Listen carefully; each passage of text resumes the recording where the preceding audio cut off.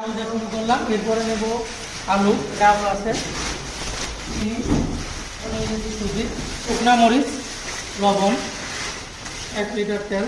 আলু দিয়ে শুরু করলাম, এরপরে নেব আলু, ডাল আছে, চিনি, আরও নেব সুজি, শুকনা মরিচ, লবণ, তারপর আছে 1 লিটার তেল।